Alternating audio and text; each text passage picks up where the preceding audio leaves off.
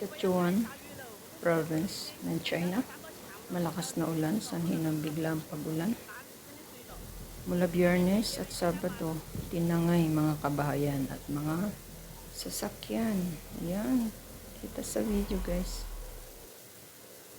So, ito naman sa Guangxi, China. Ayan, i-rescue yung mga nasa residente ng mga bahay na to. Ayan, tindi ng bahan, no? Grabe. Ayan. Kailangan sila ma-rescue. At ito rin, sa Guangxi, China. Pero ito guys, dito sa parang probinsya nila. Ayan. Halos baha lahat.